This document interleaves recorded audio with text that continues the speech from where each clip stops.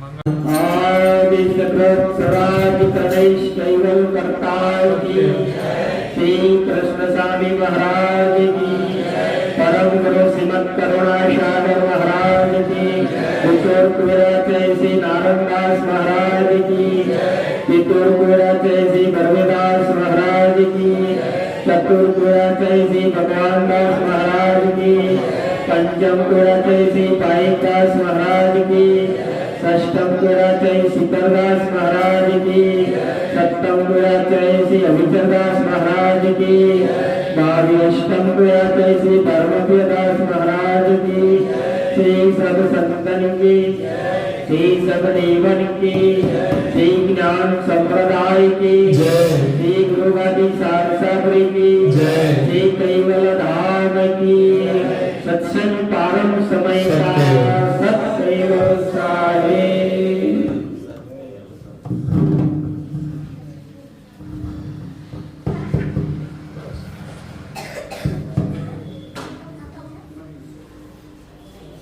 सत्कैवल साहे caval अंशो सत्कैवल साहे बाजू बाजू सबने सत्कैवल साहे बोध गाद टंकार करे जुग सो करे जलो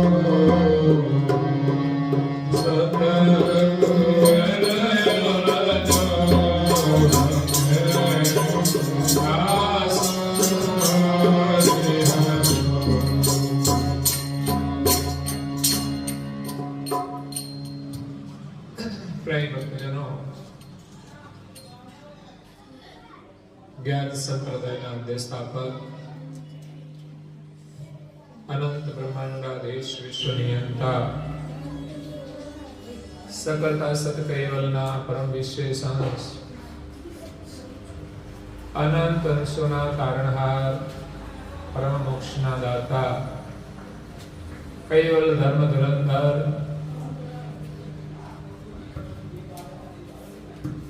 महान समर्थ परम श्रेष्ठ परम विभूतिवान परम दयालु परम कृपा निधि सर्वज्ञ दिव्य परम गुरु श्रीमद करुणा सागर महाराज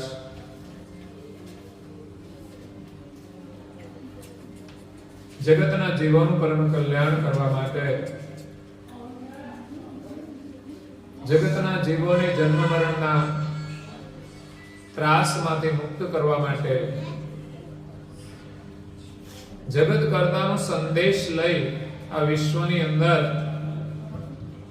14 લોક અને 7 દ્વીપની અંદર પ્રગટ થયા। જગતના જિજ્ઞાસુ અને મુમુક્ષુ અંશોને यथार्थ ज्ञानનો ઉપદેશ આપતા સ્વરચિત રવેણી પદને વિશે સાખીમાં કહે છે કે બોધ અગાધ ટહંકાર કરે જુગસુ કહે જરૂર। કરુણાસાગર મહારાજનું પ્રાગટ્ય તો થયું છે પરંતુ એમણે આપણને શું ઉપદેશ આપ્યો છે એ મહત્વનો છે કે શા માટે આવ્યા છે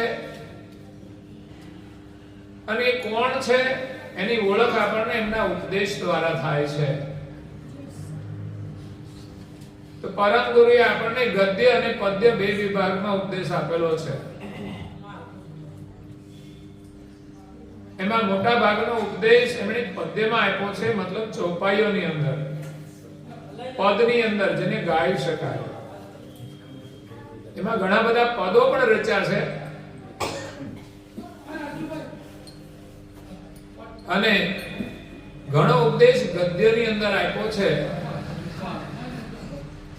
જે આપણે વાંચીને અધ્યયન કરી શકીએ છીએ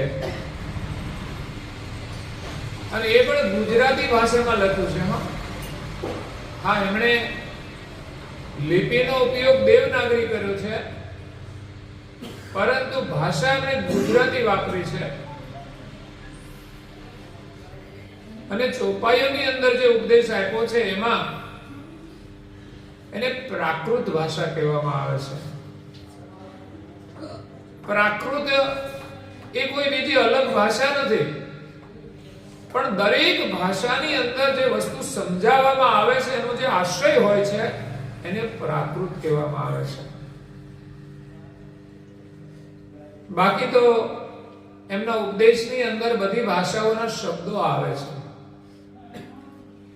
તો અહીંયા દિવ્ય પરમ ગુરુ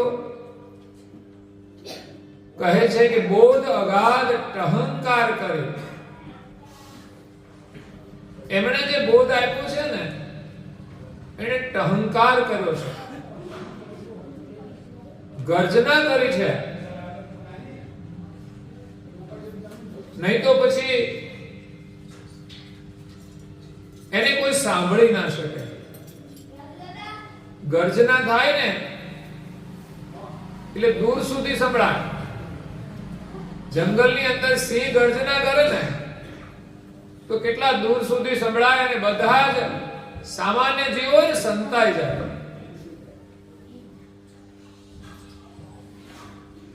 ભાગી જાય. એમ જીવદશાના જે જીવો છે એ ભાગી જતા હોય છે. ઘણા કથામાંથી ભાગી જતા હોય છે. કેમ તો કે ગર્જના થાય ને એટલે સાંભળે નહીં. અને જિજ્ઞાસુ હોય ને, સિંહના બાળ હોય એ ભાગે ખરા. આ બધા સિંહના બાળ કહેવાય. જે કથા સાંભળે તો એને રસ પડે. બાકી ઘેટા બકરા હોય ને ગમે ત્યાં ટોળા હોય, બેઠા હોય બજારે ગમે ત્યાં ઓટલે ચોટલે, એ બે કરતા હોય બધા. એટલે અહીંયા પરમ ગુરુ ટહંકાર કરે છે. 14 લોકની અંદર એનો ધ્વનિ ફેલાયો છે. જ્યારે આ બ્રહ્માંડની અંદર કૈવલ ધામમાંથી આવ્યા નિરંજનના ધામમાં, તો એનો ટહંકાર સાંભળીને બધા દેવો પણ જાગૃત થઈ ગયા કે બ્રહ્માંડની અંદર કોઈ ચેતના આવી છે. અને જ્યારે એના ધામમાં આવ્યા ત્યારે એને ઓળખાણ થઈ. અને પરમ ગુરુએ જે ઉપદેશ આપ્યો છે એની અંદર પણ એક અનુભવનો ટહંકાર છે. ઘણા વક્તાઓ બોલતા હોય, વાંચીને બોલતા હોય, એનો પ્રભાવ એક અલગ હોય છે. એને અભ્યાસ હોય, અનુભવ હોય અને બોલતા હોય, એ વાણીમાં પણ એક અનુભવનો ટહંકાર હોય છે. એનો એક પ્રભાવ હોય છે. એમ પરમ ગુરુ વાણી બોલતા હોય તો એને વિચારવું ના પડે, કારણ કે એ સર્વજ્ઞ છે, એમની પાસે અનુભવ છે. એટલે વાણીની અંદર પણ એક ટહંકાર હોય છે.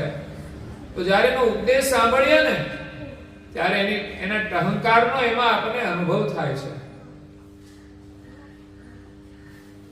તો અહીંયા સાખીની અંદર કહે છે કે બોધ અગાધ ટહંકાર કરી જુગ શું કહે જરૂર. જગતના જીવોને ચોક્કસ સમજાવવા માટે સદગુરુએ આ ટહંકાર કર્યો છે. સતકુબેર ઉર્જો લખે. સતકુબેર પરમ ગુરુ કુબેર સ્વામીજી કહે છે કે જે હૃદયમાં લખી લેશે ને, હૃદયમાં ધારણ કરશે, જીવનમાં ઉતારશે, તાસુ હરિ હજુર, એના માટે તો આ વિશ્વના જે સર્જનહાર છે ને એના પ્રત્યક્ષ હજુરમાં હશે. એના સામે સર્જનહાર દેખાશે અને એ પણ સર્જનહારની હજુરમાં હશે. એવા ભક્તા દીઠા બહુર રે હજુર નર કોઈ રહે. આ જગતમાં વાતો કરનારા તો ઘણા છે, પણ એની હજુરમાં રહેવા વાળા કોઈ હોય છે કે જેના વચન પ્રમાણે ચાલતા હોય, એની હજુરમાં રહેતા હોય છે. એમણે જે વચન કહ્યા છે એ પ્રમાણે આપણે ચાલીએ એટલે એની હજુરમાં આપણે રહીએ છીએ. એના સાનિધ્યમાં હોય એવો પ્રત્યક્ષ અનુભવ થાય છે. એટલે પરમ ગુરુની એક એક આજ્ઞા એમનો ટહંકાર છે અને એનું આચરણ એનું સાનિધ્ય છે. પેલા પગથિયાની અંદર ગુરુ મહારાજે કહ્યું કે પ્રથમ હિ દાસ લઘુતાઈ ગુરુ તે લઈ. પેલા તો દાસ ભાવે ગુરુના શરણમાં જવાનું, દીક્ષા ગ્રહણ કરવાની જિજ્ઞાસા અને ભાવના, અને દીક્ષા મળે આપણું સૌભાગ્ય કહેવાય.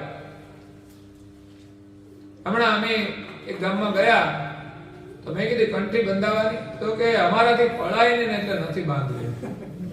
મેં કીધું આપણાથી તો કઈ થવાનું જ નથી, પણ એની કૃપા થશે.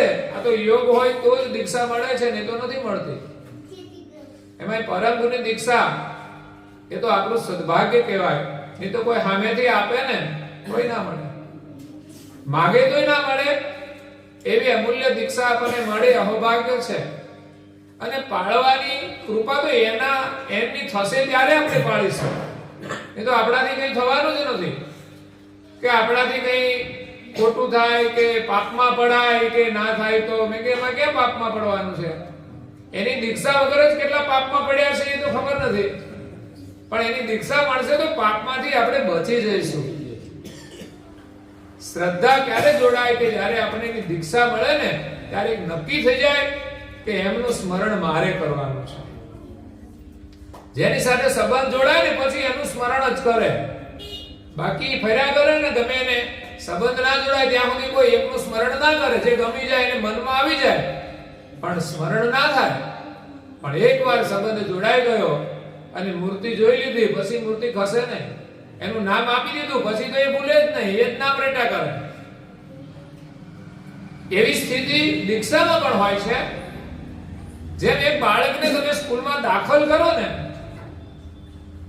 તો પછી એ સ્કૂલની અંદર એ અભ્યાસ કરે છે.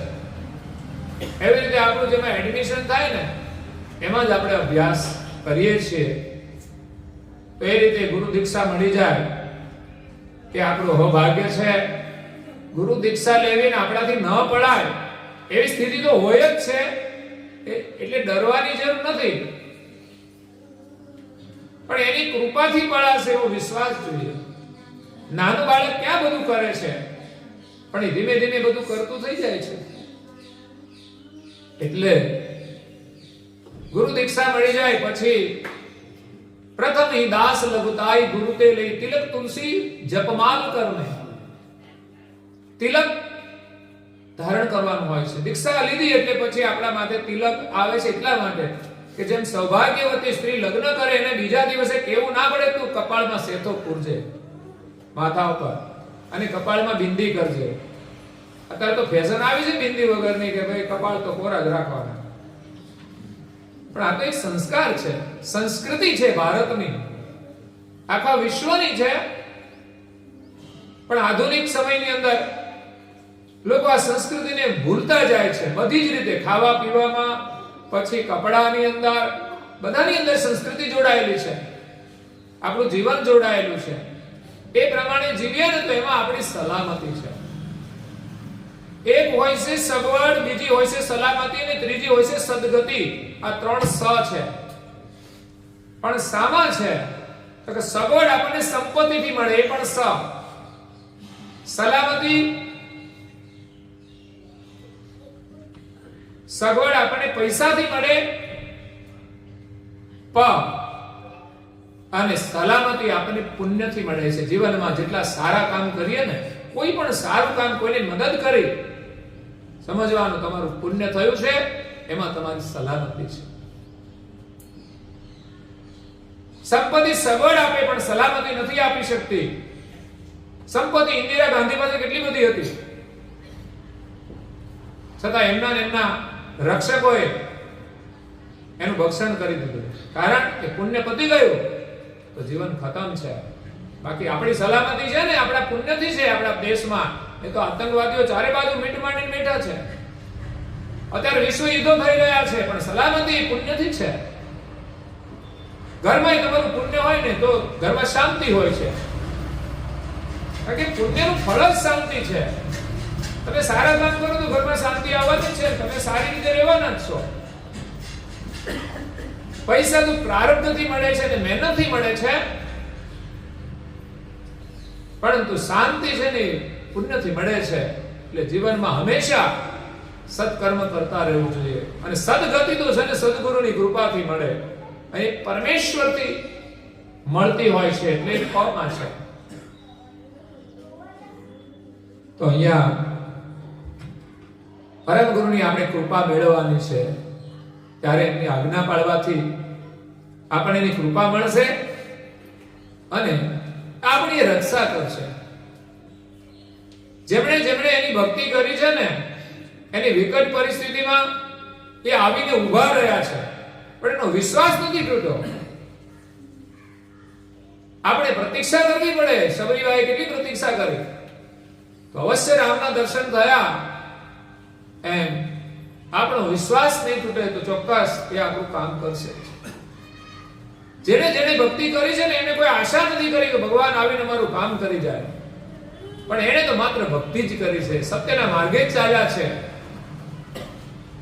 સદગુરુના વચન અનુસાર જીવ્યા છે, તો એની રક્ષા થઈ જાય છે. એટલે અહીંયા આપણી સલામતી છે ને સુકૃતમાં છે, અને સદગુરુની કૃપાથી થાય છે. ગુરુ મહારાજની જેટલી આજ્ઞા પડાય ને એટલી આપણી સલામતી વધતી જાય છે. આમ તો જીવન જેટલું સુધરે ને એટલી સલામતી વધુ છે આપણી. બાકી તો આ કળિયુગની અંદર ડગલે ને પગલે ભટકી જવાનો ભય છે. પછી એમાં સલામતી કોઈ રહેતી નથી. અત્યારે લોકોના દાંપત્ય જીવન પણ બગડતા જાય છે, કારણ કે જીવન પદ્ધતિ એવી છે, એમાં સલામતી નથી હોતી. પણ સદગુરુના શરણમાં જો પ્રીતિ હોય અને એમના વચન અનુસાર આપણે શ્રદ્ધાથી એમની આજ્ઞા પાડીએ તો ચોક્કસ આપણું જીવન સલામત બને છે. અને સદગતિ તો સદગુરુની કૃપા થશે ત્યારે થશે, અને એના માટે જ પરમ ગુરુ આવ્યા છે. બોધગાદ અહંકાર કરી જુગસુ કહે જરૂર, સત કુબેર ગુરુ જો લખે તાસુ હરિ હજુર. પરમ ગુરુએ આપેલો ઉપદેશ હૃદયમાં ધારણ કરી લેશે તો એને પ્રત્યક્ષ સર્જનહારની પ્રાપ્તિ થશે, અને એ સર્જનહારની હજુરમાં પહોંચી જશે. ભગવાનની ચેતના સર્વત્ર છે, એના આપણને દર્શન થશે, એનો અહેસાસ થશે. ભગવાન આપણી સાથે છે એવો પણ અહેસાસ થાય, પણ એના સ્મરણમાં આપણે રહીએ તો એનું સ્મરણ એ જ એની ઉપસ્થિતિ છે. સ્મરણની અંદર શક્તિ છે. કે મંત્ર આપ્યો છે ને, એ એનું એક મંત્ર સ્વરૂપ છે. એ મંત્ર જપતા જપતા જ એનો સાક્ષાત્કાર થઈ જશે. ભલે આપણી કોઈ લાયકાત ન હોય, પાપીમાં પાપી હોય ને, તો પણ સદગુરુના શરણમાં જાય ને સ્વીકારે છે, અને એમાં આપણી આસ્થા થઈ જાય તો પાપી પણ પાવન બની જાય છે. વાલ્મીકી ઋષિ થયા, જે લૂંટફાટ કરવાનું કામ કરતા હતા. અંગુલીમાલ બધાની આંગળીઓ કાપીને હાર બનાવીને પહેરતો હતો, પણ બુદ્ધનો સંગ થયો તો એનું જીવન બદલાઈ ગયું. એક રાક્ષસમાંથી એક ભિક્ષુક બની ગયા. આ છે ચમત્કાર સદગુરુની કૃપાનો.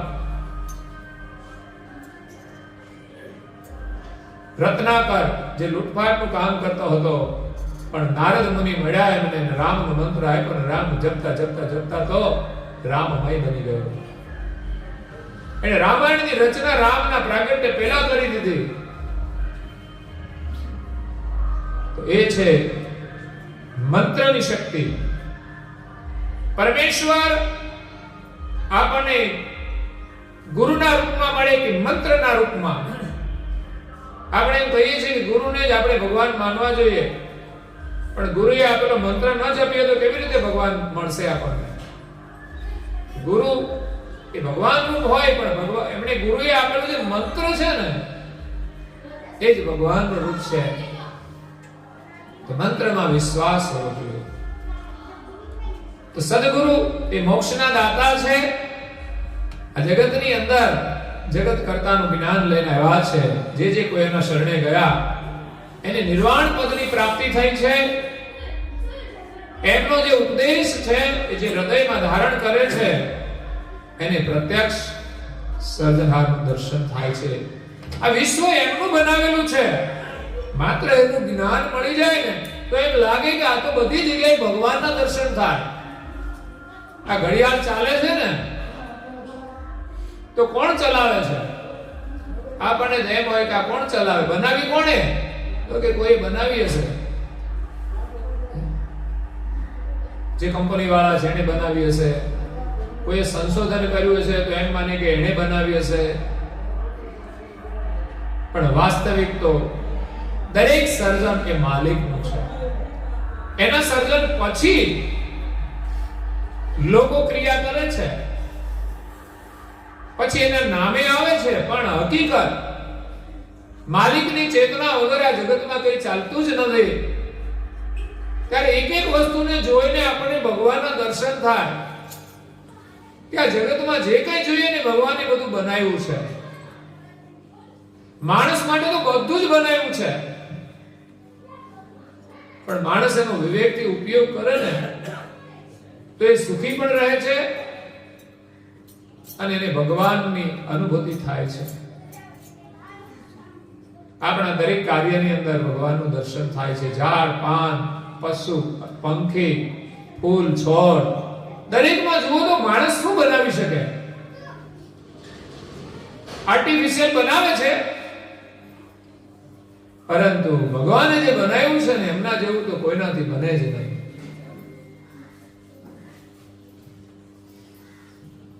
એ કરી તો જુઓ રે કોઈ કરે તો જુઓ મારા વાલા, ના જેવું કોઈ કરે તો જુઓ.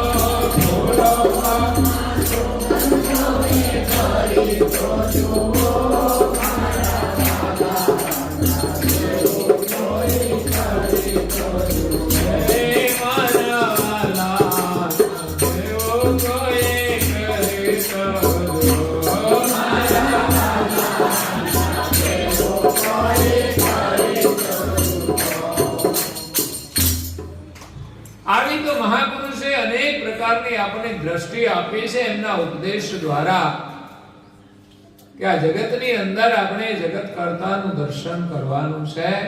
એટલે પરમ ગુરુ કરુણાસાગર મહારાજ તો સૌપ્રથમ આપણને વિશ્વની રચનાનું જ્ઞાન આપે છે કે આ જગત બનાવ્યું છે કેવી રીતે, આ શરીરો કેવી રીતે બનાવ્યા, આ ફૂલોની અંદર રંગ કેવી રીતે બનાવ્યા, આ ફળની અંદર સ્વાદ કેવી રીતે મૂક્યા છે, બધાનું તત્વ જ્ઞાન છે, વિજ્ઞાન છે. અને એને સાંભળીએ ને તો આશ્ચર્ય થાય કે ભગવાનનું આપણે ભજન કરવું જોઈએ. આપણા માટે બધું બનાવ્યું છે સુંદર સુંદર, એને ખાઈને આપણે એને યાદ કરવા જોઈએ. કોઈ આપણને ખવડાવે ને તો એને યાદ કરવા જોઈએ. કોઈ આપણને મદદ કરે તો એને પણ આપણે યાદ કરીએ છીએ. કોઈ માણસ ભૂખ્યો હોય, એની પાસે ખાવાનું ના હોય ને કોઈ ફળ આપે ને તો ખુશ થઈ જાય. પણ એ ખુશીની સાથે સાથે ભગવાનને પણ યાદ કરવા જોઈએ કે આ બધું એમણે બનાવ્યું છે. અને આપણને મળે ને તો એ ભગવાનની કૃપા સમજવી કે આ ભગવાને એને પ્રેરણા કરી હશે તો જ આપ્યું હશે.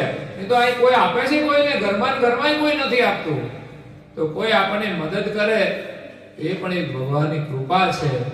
એ પ્રકારે આ સારા વિશ્વની અંદર આપણે પહેલા તો ભગવાનનું દર્શન કરીએ અને પછી ગુરુના શરણે જઈને ગુરુનો જે ઉપદેશ છે, એમની જે આજ્ઞાઓ છે પાળીને આપણે પોતાની ઓળખ કરવાની છે અને માલિકની પ્રાપ્તિ કરવાની છે. તો અહીંયા રવેણી પદ 2 ની અંદર કહે છે પરમ ગુરુ, એ સદગુરુ ચરણ શરણ લય લાગે, પાસ પચીસ પ્રકૃતિ ને ત્યાગી, અસાતુષણ તો વિકટ વિરોધી, હરખ શોક મોહ કરત ઉપાધિ. એક એક પદની એક એક ચોપાઈનું આપણે અધ્યયન કરીએ તો આપણી ભૂલો આપણને સમજાશે, આપણા દુઃખનું કારણ પણ સમજાશે અને કેવી રીતે દૂર થાય એ પણ સમજાશે. પછી સુખ, પછી દુઃખ રહેશે નહીં ને તો સુખ જ છે. સુખના માટે કંઈ કરવાનું જ નથી, માત્ર દુઃખને દૂર કરી દઈએ ને એટલે સુખ જ છે. દુખી થયા તો સુખ નથી ને, પણ દુઃખ ન હોય તો સુખ જ છે. પણ આપણે તો એવી રીતે સુખનો આનંદ કરીએ છીએ કે એના પરિણામે દુઃખ આવે છે. ભગવાને આપણા માટે જે સુખ બનાવ્યું છે તે બધું જ આપણે ભોગવીએ, કોઈ વાંધો નથી. પણ એની પણ એક મર્યાદા બનાવી છે, એના પણ નિયમો બનાવ્યા છે. તો કુદરતના નિયમ અનુસાર આપણે જીવન જીવીએ તો કોઈ તકલીફ નથી. તો અહીંયા પરમ ગુરુ કહે છે કે સદગુરુ ચરણ શરણ લહેલાગી, 5-25 પ્રકૃતિને ત્યાગી. આ બધા દુઃખો ક્યારે દૂર થાય? જ્યારે સદગુરુના ચરણમાં સાચી લગની લાગે ને ત્યારે જ આપણા દુઃખનો અંત આવશે. બાકી આપણે વિચારીએ કે આટલી સગવડ થઈ જાય એટલે આપણે સુખી થઈ જઈશું, તો આપણી જેટલી સગવડ હશે એટલું તો આપણને સુખ મળશે, પણ એ સગવડ હોવા છતાંય જીવનમાં દુઃખો આવશે. ઘણા બધા મહારાજાઓ થઈ ગયા, સત્તાવાળાઓ થઈ ગયા, આજે પણ છે દુનિયામાં. પણ ભાઈ, આ બધું હોવા છતાંય જીવનમાં મોત તો આવે છે. એટલે મોટામાં મોટું દુઃખ તો મરવાનું છે. ત્યારે કોઈ વસ્તુ એને કામ લાગતી નથી. પણ એક ગુરુમાં શ્રદ્ધા હોય ને, આપણી પાસે મંત્ર હોય ને, એમાં શ્રદ્ધા હોય ને, એ મંત્રનો જાપ કરીએ ને તો આપણો ઉદ્ધાર થઈ જાય. દુનિયાભરની સંપત્તિ કામ નહીં લાગે, સત્તા બળ પણ કામ નહીં લાગે. નરેન્દ્ર મોદી પાસે સત્તા છે, પણ એ જીવનમાં જો સુકૃત કરે ને તો શરીર તો છોડવાનું છે, પણ અંતકાળે જીવનમાં સારું કામ કર્યું હોય ને તો એની ગૌરવ હોય છે, દેશનું પણ હોય, સેવાનું હોય. તો એ સેવાનું સ્મરણ કરતા કરતા શરીર છોડી દે ને તો એને બહુ તકલીફ ના પડે અને એનું કલ્યાણ થાય છે. એટલે મોત આવે ત્યારે મદદ કરનારું હરિનું સ્મરણ છે, અને વર્તમાન જીવનમાં જો સદગુરુની કૃપા હોય ને તો ઘરમાં ખુશી છે. સદગુરુ ચરણ શરણ લેહ લાગી, જેને સદગુરુના ચરણમાં અને એના શરણમાં લગ્ની લાગી જાય છે, એ પછી સંસારના જે પ્રકૃતિના આનંદ છે ને, 5-25 પ્રકૃતિને ત્યાગી સંસારના લોકો પ્રકૃતિનો આનંદ લે છે, પરમેશ્વરનો આનંદ નથી લેતા. જે પરિવાર હોય તો પરિવારમાં બે પ્રકારનું સુખ હોય. એક તો જે પરિવાર હોય ને એનું સુખ હોય છે, સંબંધોનું સુખ હોય છે, સભ્યોનું સુખ હોય છે, અને બીજું ઘરમાં જે સુવિધા હોય ને એનું સુખ હોય છે. પણ માણસ સંબંધને છોડી અને સુવિધાને મહત્વ આપે ને તો સમજવાનું મુશ્કેલી થાય.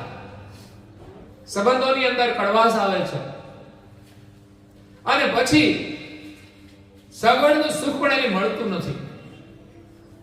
લોકો સુવિધાના કારણે મારા તારાના મોહની અંદર સંબંધો છોડી દેતા હોય છે, અને છોડી દે પછી એને એ વસ્તુ એટલું સુખ નથી આપતી. સાચું સુખ એ પરિવારનું હોય છે, અને સગવડ છે પરિવારની વ્યવસ્થા માટે હોય છે.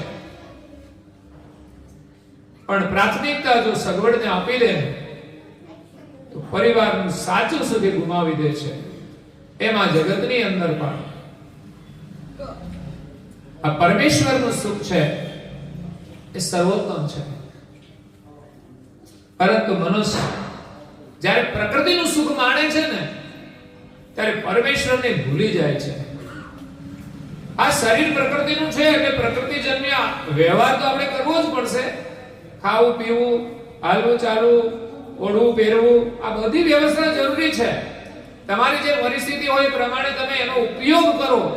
પણ આજે મનુષ્ય ઉપયોગને બદલે એનો ઉપભોગ કરે છે, એ વિવેક ભૂલી જાય છે અને પરમેશ્વરને ભૂલી જાય છે, ત્યારે એમાં મુશ્કેલીઓનું સર્જન થાય છે.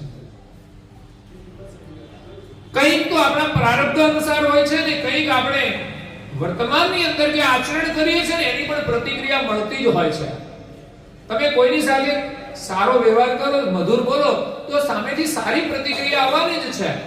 પછી ઘરમાં સભ્યો હોય એની સાથે પણ આ પરિણામ જોવા મળે છે કે તમે મધુર બોલો, પ્રેમથી બોલો તો સામેથી સારી પ્રતિક્રિયા આવે છે. પણ તમે કડવું બોલશો તો એ પણ પ્રતિક્રિયા આવવાની છે. એટલે વર્તમાન જીવનની અંદર જે પ્રકારે આપણે જીવી રહ્યા છીએ એની પણ પ્રતિક્રિયા આપણને મળે છે. મહાપુરુષે ભક્તિ કરી તો લૌકિક દુઃખો આવ્યા એનો મતલબ એવો નથી કે ભક્તિ કરે તોય કે છે આ દુઃખ, એ દુઃખ રહેતું જ નથી. અભાવગ્રસ્ત પરિસ્થિતિનું ગમે તેટલું દુઃખ હોય એ ભગવાનના સ્મરણ આગળ ટકી શકતું જ નથી. આ તો આપણે મનથી બંધાયા છે આ વસ્તુઓ સાથે, સગવડ સાથે. બાકી એક માણસ ઝૂંપડામાં પણ રહે છે, એક માણસ બંગલામાં પણ રહે છે, એક માણસ ઢગલાબંધ કપડા પહેરે છે, ત્યારે એક વ્યક્તિ માત્ર મર્યાદાના વસ્ત્રોમાં પોતાનું જીવન પૂરું કરી દે છે. હમણાં નર્મદાના કિનારે ઓમકારેશ્વરથી આ બાજુ આવીએ ને દક્ષિણ દિશામાં, નર્મદાના દક્ષિણ દિશામાં એક સિયારામ બાપુનું સ્થાન છે. અમે નર્મદાની પ્રક્રમા ગાડીમાં કરી તો ઓમકારેશ્વરથી નીકળ્યા એટલે અમને કહે છે તમે સિયારામ બાપુના દર્શન કરીને આવજો, બહુ સારું સ્થાન છે. તો અમે ગયા. બાપુ ત્યાં જ હોય છે. તો માત્ર એક કોપીન જ પહેરેલું છે, લંગોટી જ પહેરેલી હતી, એ સિવાય શરીરમાં કોઈ વસ્ત્ર નહોતા અને શરીર બિલકુલ સુકાઈ ગયું હતું. એને શરીરની કોઈ પરવા જ નહીં. એ માત્ર સિયારામ બાપુ રામાયણનું જ અધ્યયન કરે. એને બહુ તપસ્યા કરી છે, વાસનાને બાળી નાખી કહેવાય. અને બીજો પણ કોઈ મોહ નહીં, કારણ કે મોહ તો પાછા અનેક પ્રકારના છે, શરીર સિવાય નહીં. પણ એ બાપુની સુવાસ તો આખા દેશમાં ફેલાયેલી છે, દેશભરના સંતો એમને ઓળખે છે. તો અમે માનીએ છીએ કે અહોભાગ્ય કે એવા સંતના એક દર્શન થયા અને એના ચરણમાં પગે લાગવાનો આપણને લાભ મળ્યો છે. બાકી આપણને જે કંઈ મળે આપણે મહેનતનું જ મળે, આપણા પ્રારબ્ધ પ્રમાણે જ મળે. એ કંઈ આપણામાં ઢગલો થોડું કરી દે. આપણે એવી કોઈ આશા નહીં, પણ એવા કોઈ તપસ્વી મહારાજના દર્શન થાય તો આપણા જીવનમાં એવી કંઈક પ્રેરણા મળે ત્યાગની કે આપણો મોહ છૂટી જાય. હું કહું આપણે એના જેવું જીવન ન જીવીએ તો કઈ નહીં, પણ જરૂરથી વધારાનો જે બોજ છે ને એ તો ઓછો થાય. તો એના આશીર્વાદ એ લેવાના છે આપણે કે આ સંસારના મોહમાંથી એને છૂટીએ. નહીં તો ઢગલાબંધ મળી જાય પણ મોહ વધતો જાય તો ફસાઈ જવાનું છે ને. આપણી ઈચ્છા પ્રમાણે બધું થઈ જાય કે સુખ નથી, અંતે એમાં આપણે ફસાઈ જઈએ છીએ. એટલે આમાંથી આપણે છૂટવા માટે પ્રયાસ કરવાનો છે. તો અહીંયા સદગુરુના ચરણમાં જો લગ્ન લાગી જાય ને તો આ પાંચ તત્વોની 25 પ્રકૃતિ છે. પૃથ્વી તત્વની 5 પ્રકૃતિ, જળ તત્વની 5, અગ્નિ તત્વની 5, વાયુ તત્વની 5 અને આકાશ તત્વની 5. આ 5 તત્વની આપણી 10 ઇન્દ્રિયો છે, એમાં એ વર્તમાન કરે છે. પૂજ્ય શ્રી નારાયણદાસજી મહારાજ શ્રીએ 4 દેહનું વર્ણન કર્યું છે: સ્થૂલ, સૂક્ષ્મ, કારણ અને મહાકારણ.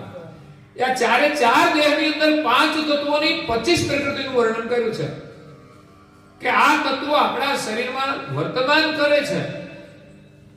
અને પ્રકૃતિના સુખને આપણે સત્ય માની લીધું છે, એક વ્યવસ્થાના રૂપમાં છે.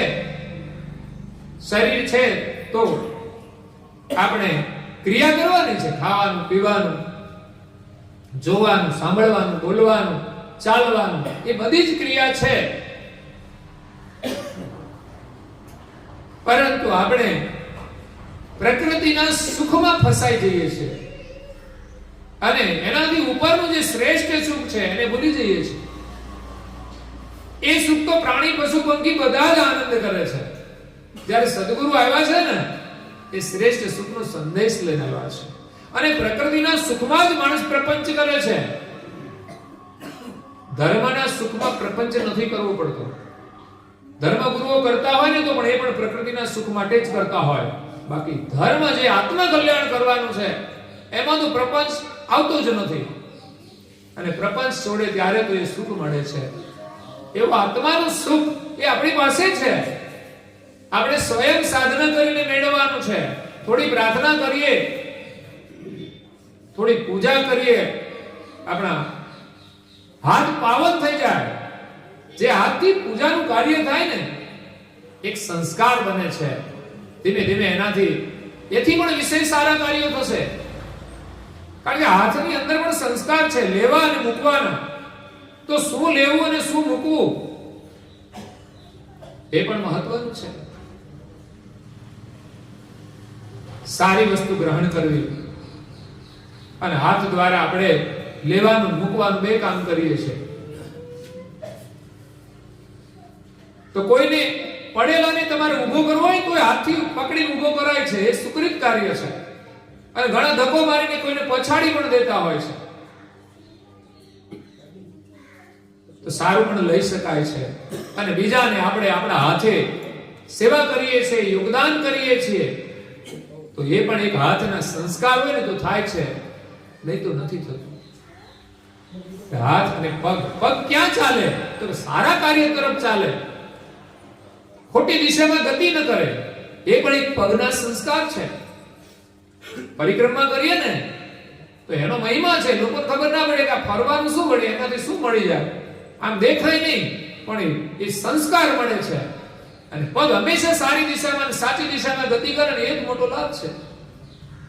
બાકી ખોટી દિશામાં જવાનું હોય તો પગ આપણા ઉપડે નહીં, એ પણ એક સંસ્કાર છે. અને જ્યાં સુધી પરિક્રમા કરો ત્યારે જે સ્થાન હોય છે ને એની ઊર્જા હોય છે, એના સમીપમાં તમે ફર્યા કરો તેની ઊર્જાનો લાભ મળે છે. અને જેની તમે પરિક્રમા કરો ને એનું સ્મરણ વિશેષ થાય છે. તમારા જીવનની કોઈ સમસ્યા હોય એને દૂર કરવા માટે તમે જેનું સ્મરણ કરો ને એનું ફળ તમને મળે છે. ભગવાનમાં આપણી આસ્થા થઈ જાય ને નિમિત્તે કોઈ ઘણું છે. અને ઘણું કામ છે ને અદ્રશ્ય રીતે થાય છે. તો વિશ્વાસ પણ એવો હોય કે ના, આપણું કામ તો ભગવાન જ કરે છે. એ બહુ મોટો લાભ છે. ભલે આપણા કર્મ પ્રમાણે થયું હશે. ભગવાનને એક વાત લખી છે કે આપ આપને અવગુણ સભે ભુગતત સુખ દુઃખ સંચ, નિજ પતિ તખત કી તાડના કોકુ કछु નહીં રંજ, जय जिनके सुकृत सर्व रही देत पितु प्रभुताई, और सकल सम दृष्ट चराचर कोसे नहीं कटुकाई. એ કોઈને મારતા નથી. આપ આપને અવગુણ સબે, આપણા જે કઈ ગુણ હોય, અવગુણ હોય, ભોગતત સુખ દુઃખ સંચ, આપણા સંચ જે ભર્યા હોય કર્મના, એ પ્રમાણે સુખ અને દુઃખ આવે છે. તો ભગવાનનો વિશ્વાસ એવો છે કે આપણે આજે સારું કરીએ તો એ પણ જમા થઈ જવાનું છે. દુઃખ આવીને જતું રહેશે, પણ ભગવાનમાં આસ્થા થાય, જીવનમાં સારું કાર્ય કરીએ તો એનો પણ એક પ્રભાવ હોય છે કે વર્તમાન સમયનું દુઃખ હોય એનો પ્રભાવ તો એ ઓછો કરી જ દે છે. અને કઈ પ્રકારનું પુણ્ય એવું છે કે જેને નષ્ટ કરવાનું પણ સામર્થ્ય હોય છે. એટલે કર્મ ભોગવવા પડે છે, પણ સામે સારું કર્મ કરીએ છીએ તો જે કર્મ છે ને એના દુઃખની માત્રા અવશ્ય ઓછી થાય. ભગવાનમાં મન લાગી જાય તો દુનિયાભરનું કોઈ દુઃખ ટકી જ નથી શકતું. તો મહત્વ તો છે આપણું મન ભગવાનમાં લાગે, એમાં આપણી શ્રદ્ધા થઈ જાય, એ નિમિત્તે આપણે કંઈ પણ ક્રિયા કરીએ એ કાર્ય એક સંસ્કાર બની જાય છે. એટલે સદગુરુના ચરણમાં જો પ્રીતિ થઈ જાય ને તો આ સંસારની જે પ્રકૃતિનું સુખ છે ને એની વાસના છૂટી જાય તો જ દુઃખનો અંત આવશે. બાકી તો આશા અને તૃષ્ણા જો વિકટ વિરોધી, આ બેને છોડવાની છે. આપણી મોટામાં મોટી વિરોધી હોય તો સંસારની આશા અને તૃષ્ણા છે.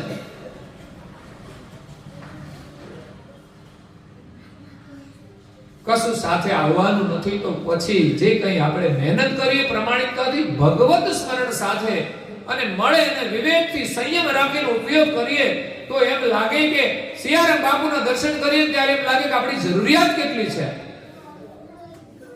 આપણને જેમ જેમ મળતું જાય ને એમ મોહ વધતો જાય છે. જેમ જેમ ઉપભોગ કરીએ ને એમ વાસના વધતી જાય છે. એમ આપણે બંધાતા જઈએ છીએ, દુઃખી થઈએ છીએ. ભાઈ એના વગર નહીં ચાલે. બાકી દરેક વસ્તુનો ઉપયોગ કરવાનો, પણ એવી રીતે કરવાનો કે આ જીવનમાંથી ચાલી જાય ને તે દિવસે દુઃખ ના થાય. આપણું મન એટલું તૈયાર હોવું જોઈએ કે આજે જે કઈ વસ્તુનો ઉપયોગ કરીએ છીએ એ ન હોય જીવનમાં તો પણ એનું દુઃખ ન થવું જોઈએ. કારણ કે છેલ્લા દિવસે તો બધું છોડવાનું થશે ને, તો વર્તમાનની જે વાસના છે ને છેલ્લા દિવસે આપણને દુઃખી કરી દેશે. દરેક વસ્તુનો ઉપયોગ આપણે કરીએ ચોક્કસ, ઉત્તમ પ્રકારનું જીવન જીવે, સારા મકાનમાં રહીએ, પણ ભગવાનની કૃપાનો અહેસાસ કરીએ. બાકી તો છે ને સારા સારા મકાનો છે ને ભૂકંપની અંદર દબાઈ જતા હોય છે. અત્યારે વિશ્વ યુદ્ધો થાય છે તો કેટલા લોકોની તબાહી થઈ જાય છે. તો બધા એમાં કંઈક નિમિત્ત બનતા હોય છે. તો આપણી સલામતી છે ને આપણા સુકૃતમાં છે. ક્યારેક કશું થવાનું હોય ને ત્યાં તો આપણું એકનું જો સુકૃત હોય ને તો આપણે એ સમયે એક બીજે ગયા હોય અને પાછળથી બની જાય તો સમજવાનું કે આપણા સુકૃતે આ કાર્ય કરેલું છે. એટલે ભગવાનની કૃપા છે બહુ અદ્ભુત છે. સદગુરુ ચરણ શરણ લે લાગી, એક ચરણ છે એમના અને બીજું એમનું શરણ છે, શરણાગતિ. સદગુરુના શરણમાં આવી ગયા આપણે, શરણાગતિ. અને એના ચરણ જે છે એ તો પૂજા છે. પરમ ગુરુની પ્રાર્થના પૂજા એના ચરણમાં થાય છે. અને શરણાગતિ તો એમના શરણમાં આપણે આવ્યા છીએ, દીક્ષા લીધી છે તો એની શરણાગતિ છે. અને એના ચરણમાં રહેવાનું છે, એની પૂજા. તો ગુરુ ચરણની પૂજા થાય છે. ધ્યાન મૂલમ ગુરુ મૂર્તિ, પૂજા મૂલમ ગુરુ પદમ, મંત્ર મૂલમ ગુરુ વાક્યમ, મોક્ષ મૂલમ ગુરુ કૃપા. એના ચરણની પૂજા થાય છે. એના ચરણનું પ્રક્ષાલન થાય છે શીતળ જળથી, હો, ઠંડી હોય તો પણ શીતળ જળથી ગુરુ મહારાજના ચરણ પ્રક્ષાલન રોજ પૂજા આપણે આવે છે કરવા, એવા શુદ્ધ ભાવથી આપણે પૂજા કરીએ, એનું પ્રક્ષાલન. પરમ ગુરુ કેવા સરસ બિરાજમાન છે. એક પરિવાર જેઠોલીના, એમની પ્રેરણા થઈ પરમ ગુરુમાં, એની શ્રદ્ધા છે. વિરલબેન વિશાલકુમાર પટેલ જેઠોલી, એમના જે કઈ અંતર સંકલ્પ મેં પૂછ્યું નથી, પણ મને એને કહ્યું કે તમે જે સેવા રાખો છો ને, મારે તમને સેવા આપવી છે, ચાંદીમાં તમે બનાવો, તમારે જેવડું સ્વરૂપ બનાવો, જે ખર્ચ થશે હું આપીશ. તો એમના અંતરનો એક ભાવ છે, એનો સંકલ્પ છે, એમની પરમ ગુરુમાં અદ્ભુત શ્રદ્ધા છે. એ સ્વરૂપની આ પૂજા થાય છે, લોકોને દર્શન આપે છે. આ સ્વરૂપ છે, કેટલાય ઘરોમાં એ વિચરણ કરે છે. બાકી આપણે એનો નકશો બનાવીને યાદી કરીએ ને, તો આપણે પછી એનો વિચાર કરીએ ને કે આ પરમ ગુરુએ જો કેટલી જગ્યાએ વિચરણ કર્યું છે. બાકી અહીંયા બેઠા છે, હવે આને આપણે નક્કી કરી કે લઈ જવાના આટલી બધી જગ્યાએ, અને આપણે હાથમાં રાખીને લઈ જવાના, એમ લાગે કેટલી યાત્રા કરવી પડશે. પણ સહજ રીતે પરમ ગુરુ વિચરણ કરે છે, લોકોને દર્શન આપે છે. જે નિત્ય પૂજા થાય છે, અને આપણે ત્યાં પાદુકાનું પણ મહત્વ છે. ગુરુ ગાંધીજી પાદુકા પૂજાના કાર્યક્રમો થાય છે, એનું પણ મહત્વ છે. એમ મારી સાથે પણ પરમ ગુરુની પાદુકા પણ હોય છે પૂજા માટે. મેં વિચાર્યું કે મૂર્તિ છે તો એમાં તો કઈ સેવા થઈ ગયા પછી પૂજા નહીં કરી શકે, દર્શન કરી શકશે. લોકો તો પૂજા કરવા આવે તો કપાળમાં સીધો ચાંદલો લગાડે. મેં કીધું એમના કપાળમાં નહીં લગાવવાનો, આપણા કપાળમાં લગાવવાનું છે. કારણ કે ત્યાં તો જો પૂજા કરવા જાય તો બધું બગાડી નાખે, આખું મોઢું ભરી દે અને વાઘાય બગાડી નાખે. તો આપણે તિલક કરીએ તો આપણે કપડા બગડે એવું તો ના ચાલે ને. ઘણી વાર લોકો કંકુથી પૂજન કરી દે. કંકુથી પૂજન કરે તો થાય શું? હવે અંગૂઠો આપણા કપડાને અડે એટલે તો બધા કપડા તો નકામા થઈ જાય. એટલે એ પણ ધ્યાન રાખવું પડે. તો પરમ ગુરુના દર્શનનો અને પૂજાનો લાભ, જે જ્યાં પરમ ગુરુ જાય છે, આપણે તો એમને લઈને જઈએ છીએ. પધરામણી તો પરમ ગુરુની કરાવીએ છીએ. આપણે તો એમ નથી માનતા કે આપણી પધરામણી કોઈ કરાવે છે, એને જે ભાવ હોય તે. પણ હું તો એવા ભાવથી જાઉં છું કે પરમ ગુરુને સાથે લઈને જવા, એટલે સાથે રાખવા છે. અને આપણી સાથે હોય ને એનો એક અહેસાસ પણ હોય છે. અને કામ થોડું સેવાનું છે, એમ જ કઈ સાથે રાખી શકાતા નથી. કારણ કે જ્યાં જવું હોય ત્યાં સાથે રાખવાના હોય તેની વ્યવસ્થા જોઈએ. એટલે આપણે આગળ હોવા જોઈએ, ગમે ત્યાં જઈએ એનો સમય પૂજા કરવાનો એ બધું જ આપણે આયોજન રાખવું પડે. તો જેટલો સમય નિયમિત પૂજા થાય ને એનું પણ એક પરિણામ છે. તમે જેટલી થાય એટલી કરશો ને, પણ નિયમિત જે પ્રક્રિયા થાય છે ને એ પરિણામ આપે છે. કોઈ વસ્તુ એક દિવસમાં પરિણામ નથી આપતી. દવા એક દિવસ લઈએ તો પરિણામ નથી મળતું. તો પૂજાનું ફળ, નોકરી આપણે એક દિવસ કરીએ તો કેટલું મળે, પણ નિયમિત કરીએ છીએ તો લાભ મળે છે. એટલે સદગુરુના ચરણની પૂજા, એમની પાદુકાની પૂજા એક પૂજ્ય ભાવ છે. પછી તો આપણે ચૈતન્યની પણ સેવા કરીને પૂજા કરવાની છે. જેમ જેમ આગળ વધીશું એમ એમ એ ક્રિયા આપણાથી થશે. પણ એક સામાન્ય પૂજા જ ન કરીએ અને એને જ આપણે છોડી દઈએ, કે કાં તો જે કોઈ કરતા હોય એનો પણ આપણે વિરોધ કરી દઈએ, તો એક તો આપણે ન કરવી તો કંઈ નહીં, પણ જેનો વિરોધ કરીએ ને એ પણ એક નુકસાન છે મોટું. એટલે અહીંયા કરુણાસાગર બાપજી એમ કહે છે, સદગુરુ ચરણ શરણ લેહ લાગી. એના ચરણમાં જેને લગની લાગી જાય ને એને પછી આ સંસારની વાસના દુખી કરી શકતી નથી. તમે જુઓ તો અનેક મહાપુરુષોને સદગુરુના ચરણમાં લગની લાગી ગઈ. સર્વજ્ઞ પરમ ગુરુ તો સર્વ સમર્થ હતા, એને તો ગુરુની જરૂર પણ નહોતી, પણ છતાંય એમણે આ વિશ્વની અંદર જપોદીપમાં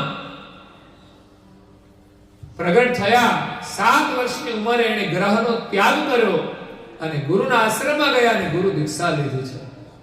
આપણે એમ કહીએ કે ભાઈ આનું શું મહત્વ હોય?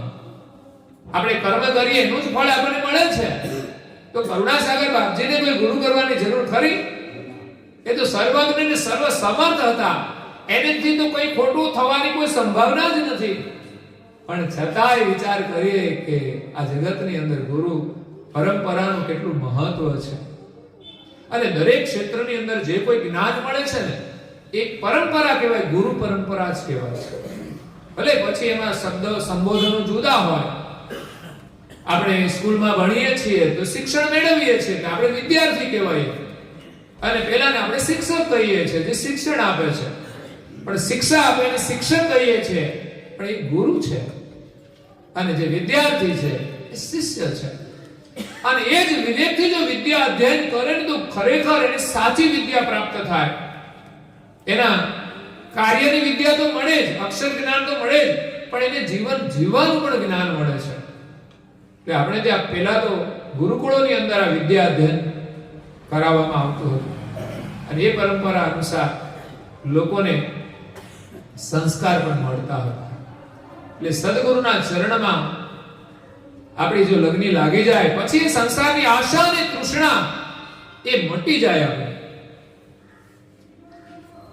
મન મરે માયા મરે મરમર જાત શરીર, આશા તૃષ્ણા ના મરે કહે ગઈ દાસ કબીર.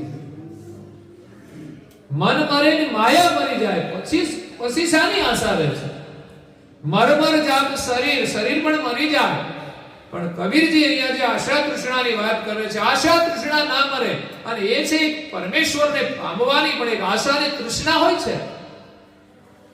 જ્યાં સુધી તરસ લાગે ને, જેમ આમ અકળામણ થાય ને, એવી અકળામણ પરમેશ્વરને પામવા માટે ના થાય, એવી તૃષા નહીં લાગે, ત્યાં સુધી પરમેશ્વરની પ્રાપ્તિ નહીં થાય. એની આશા પણ એવી જ હોય છે.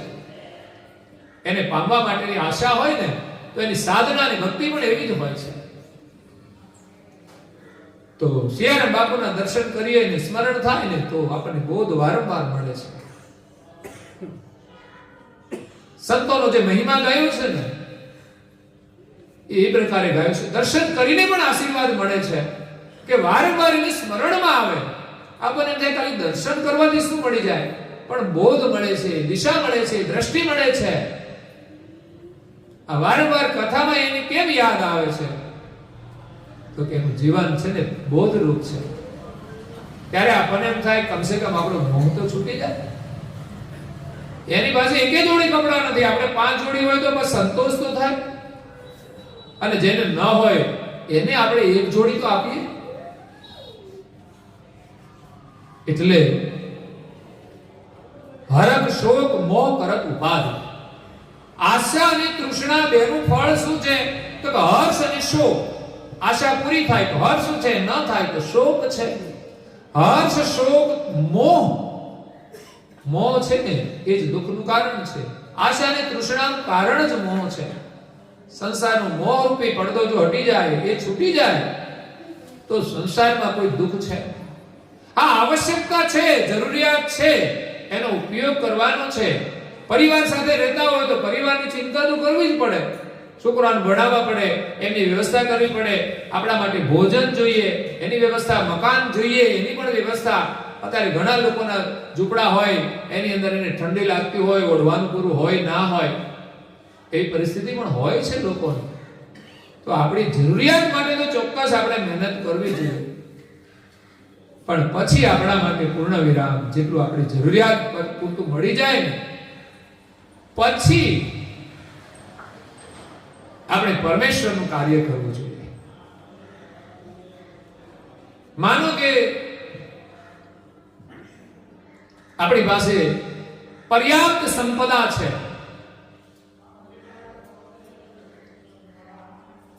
પછી આપણે વાનપ્રસ્થી જીવન જીવવું જોઈએ. છોકરાઓને આપણે કહીએ તમે તમારી રીતે ચલાવો, પછી આપણે પરમેશ્વરનું સ્મરણ કરવું જોઈએ અને જીવનમાં સેવાના કાર્યો કરવા જોઈએ. પણ ઘણીવાર લોકો છોકરા સુખી હોય છતાંય સંસારના સુખની પાછળ દોડતા હોય છે, ભગવાનનું ભજન ભૂલીને. જે કમાણી કરવાની એની જગ્યાએ લોકો નવરા બેસી રહેતા હોય, ગપ્પા મારતા હોય, એમ જ સમય વિતાવતા હોય છે. ભગવાન આપણે જરૂરિયાતની વસ્તુ આપી દે પછી આપણે એને યાદ કરવા જોઈએ. એ આપણું ભજન છે. તો હરખ અને શોક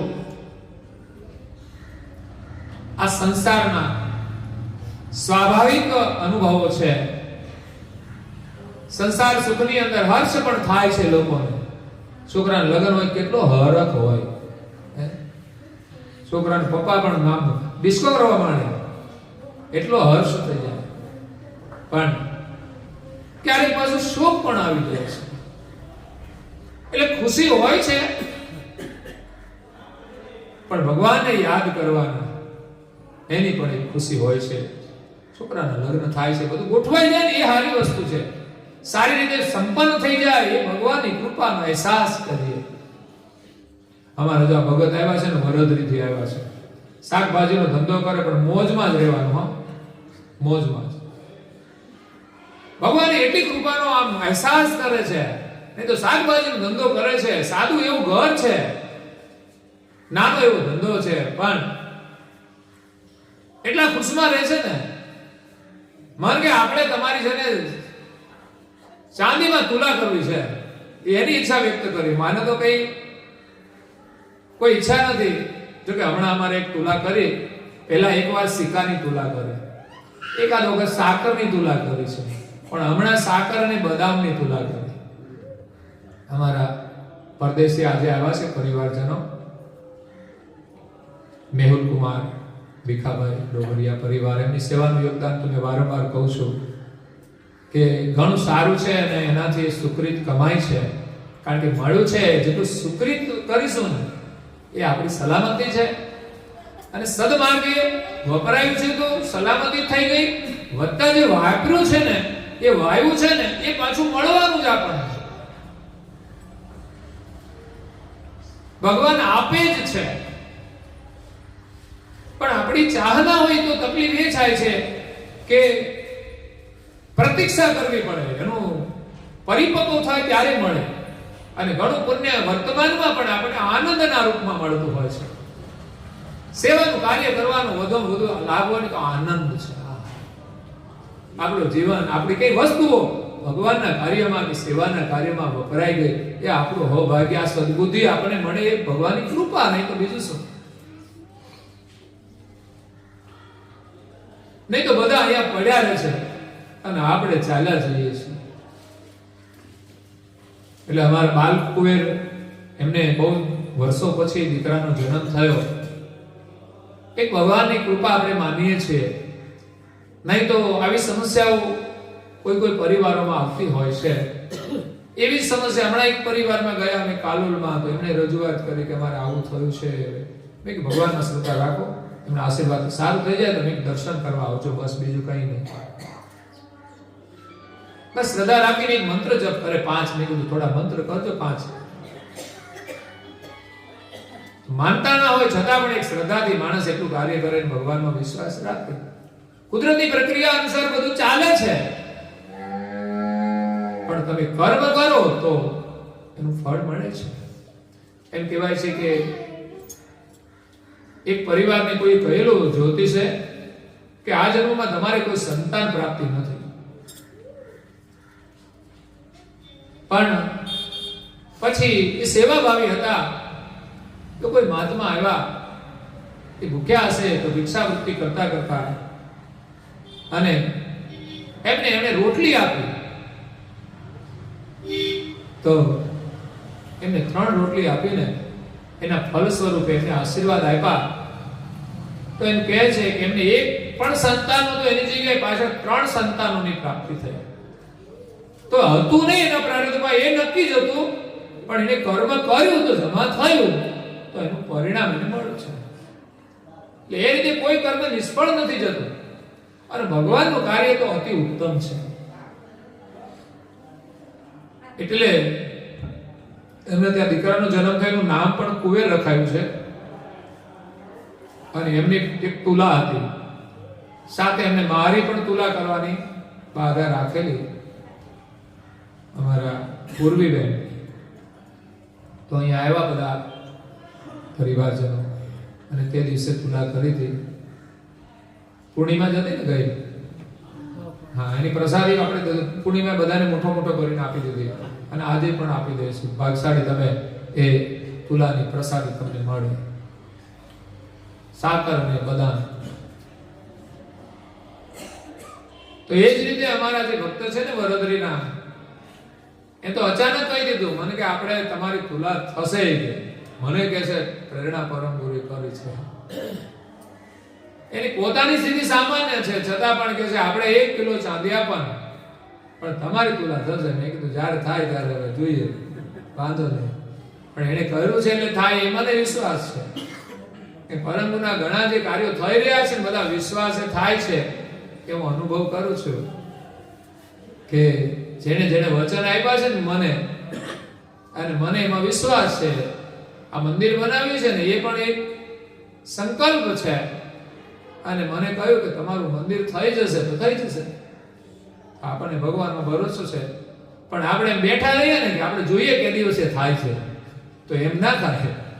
અને આમ બેઠા રહીએ ને કે દિવસે થાય છે, એને કીધું છે તો થઈ જ જશે ને, પણ એમ ના થાય. આપણે પરિશ્રમ કરવો પડે, અને એ આપણી ભક્તિ છે. આપણે ઉમંગ છે કે મારે આ કાર્ય કરવાનું છે. જેને જે નોકરી કે મેનેજર સ્થાને મૂક્યા હોય તો એને મેનેજર પણ તો કમસે કમ કરવું પડે ને, તો એનું ફળ મળે ને. એવી રીતે આપણે તો જે ભગવાન કામ સોંપે આપણે કરવાનું છે. એનું કંઈક હશે મહત્વ. ભવિષ્યની અંદર આ ગુરુગાદી સારસાપુરીનું મંદિર નારાયણદાસજી મહારાજે બંધાયું તો તે દિવસે વિચાર નહીં કર્યો હોય કે ભાઈ આ પાછળવાળા કોણ આને સંભાળશે, પણ એ દિવસે એમણે બનાવી દીધું. અને એના પછી પણ ગામો ગામોમાં મંદિર થાય છે. જો એવું વિચાર કરશે તો આપણી સંસ્કૃતિ નષ્ટ થઈ જશે. આજે આપણી સંસ્કૃતિ વર્ષો પહેલાના મંદિરો છે. સોમનાથનું મંદિર અનેક લોકોએ તોડી પાડેલું, પણ ફરી પાછું બાંધ્યું, અને આજે ત્યાં લાખોની ભીડ થાય છે. એટલે મંદિરનું સ્થાન છે ને કે આપણે બનાવીએ કંઈક ઉદ્દેશથી કે ગામની અંદર મંદિર બનાવીએ તો ગામના લાભ માટે. અહીંયા મંદિર બન્યું છે તો એના લાભ માટે. આટલું બધું થશે તો એ લોકોને ખબર જ નહોતી. એને ઉપર રૂમો બનાવી, એ પડી જ રહે.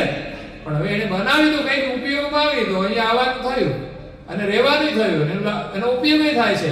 તો એ બધાના પૈસા જે એમણે વાપર્યા એમાં તો વસૂલ થઈ ગયા ને. આપણા વડીલોએ જે કઈ મંદિર નિર્માણ કર્યું તો એનું પુણ્ય તેને મળ્યું. એમ વિચાર્યું કે અહીં રૂમોની શું જરૂર છે, હવે આટલું બનાવો ને. અહીં મંદિરમાં આપણે ગામમાં કેટલા 5 જણા હોય વાળા, આવડું મોટું બનાવીને શું કરવાનું છે.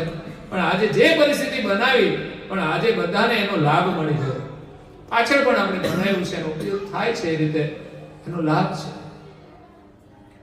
એટલે એ રીતે મંદિરનું નિર્માણ થઈ રહ્યું છે. એટલે આપણે બધાએ એમાં કંઈક આહુતિ આપવાની છે. આ એક મહાયજ્ઞ છે, તો આપણને એનું પુણ્ય મળે. કારણ કે ભગવાને આપણને આપ્યું છે ને એનું 10% આપણે તો ભગવાનના ચરણમાં અર્પણ કરવા જોઈએ. તમારે બીજું કોઈ ગણિત નહીં કરવાનું. તમે વર્ષમાં કમાય એનું 10% જ ભગવાનને અર્પણ કરી 90% આપણે વાપરીએ તો કઈ ઓછું ના કહેવાય. ગરીબ માણસો હોય એના પ્રમાણમાં રૂપિયો 5 રૂપિયા 10 રૂપિયા 50 500 આપતા હોય, અને જે સુખી સંપન્ન છે એને જેટલા પ્રમાણમાં હોય એટલા સેવા કાર્યોની અંદર એ વાપરે તો આપણને બંને લાભ થાય. જે કંઈ ધન વપરાય છે એ વવાય છે, એનું ફળ પણ મળે છે. આપણી સંપત્તિ વધે, પ્લસ આપણે સંસ્કાર મળે.